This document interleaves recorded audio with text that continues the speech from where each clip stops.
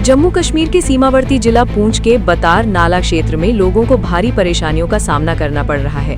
स्थानीय निवासियों का कहना है कि नाले में लगाए गए क्रेट काफी नीचे हैं, जिससे बारिश के दौरान पानी घरों में घुस जाता है। लोगों ने प्रशासन और एमएलए हवेरी से मांग की है कि या तो मजबूत पक्की दीवार बनाई जाए या फिर नए क्रेट लगाए जाएं। हालात ऐसे हैं कि हाल की बारिश में कई मकान बह गए और कई घरों में दरारें आ गई हैं। पीड़ित परिवारों ने प्रशासन से मौके का दौरा कर जल्द राहत और समाधान देने की अपील की है।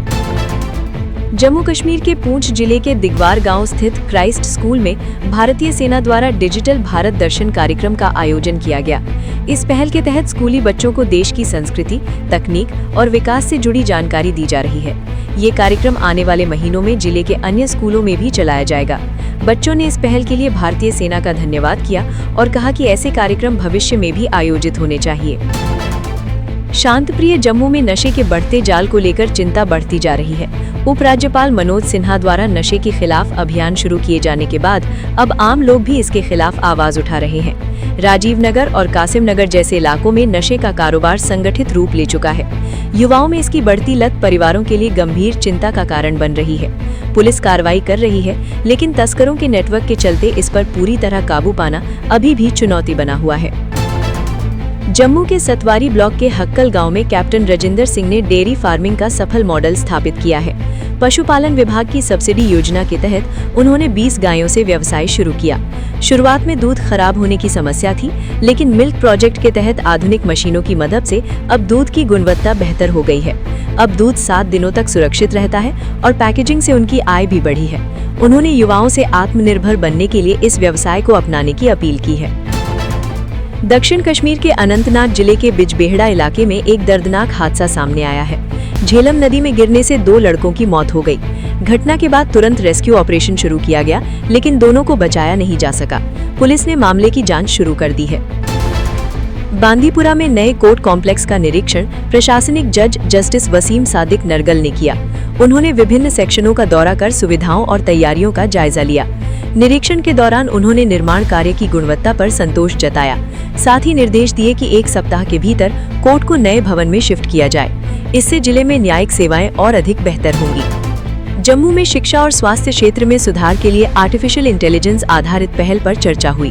मंत्री सकीना इत्तू की अध्यक्षता में आयोजित बैठक में IIT जम्मू द्वारा प्रस्ताव प्रस्तुत किए गए। बैठक में स्कूलों के लिए आयु आधारित AI पाठ्यक्रम तैयार करने पर जोर दिया गया। इसमें जेनरेटिव AI, प्रॉम्प्ट इंजीनियरिंग और कंप्यूटेशनल थिंकिंग शामिल होंगे। सरकार का लक्ष्य है कि इन पहलों से शिक्षा और स्वास्थ्य सेवाओं में बड़ा बदलाव लाया जाए।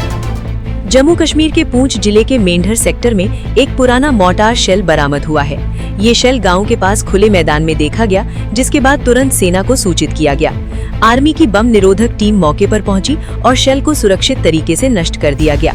घटना में कोई नुकसान नहीं हुआ, लेकिन इलाके में कुछ समय के लिए दहशत का माहौल रहा। केंद्रीय गृह मंत्री अमित शाह ने पश्चिम बंगाल में चुनावी रैली के दौरान बड़ा बयान दिया है। उन्होंने कहा कि राज्य की जनता अब बम और गोलियों का जवाब वोट से देगी। शाह ने दावा किया कि बीजेपी जल्द ही बंगाल में सरकार बनाएगी। उन्होंने तृणमूल कांग्रेस पर निशाना साधते हुए भ्रष्टाचार और सिंडिकेट राज का आरोप लगाया। रक्षा मंत्री राजनाथ सिंह ने कहा है कि भारत अब खेलों में अपनी अलग पहचान बना रहा है। उन्होंने कहा कि पहले भारत को केवल क्रिकेट और हॉकी तक सीमित माना जाता था, लेकिन अब देश अंतर्राष्ट्रीय खेलों में लगातार बेहतर प्रदर्शन कर रहा है। उन्होंने खिलाड़ियों को हर संभव सुविधा देने पर जोर दिया ताकि भारत और आगे बढ़ सके। जम्मू कश्मीर के किश्तवाड़ में मैचल माता यात्रा 14 अप्रैल से शुरू हो रही है। यात्रा को लेकर प्रशासन ने सभी तैयारियां पूरी कर ली हैं। इस बार RFID कार्ड, नए पुल और बेहतर बिजली व्यवस्था की सुविधा दी गई है।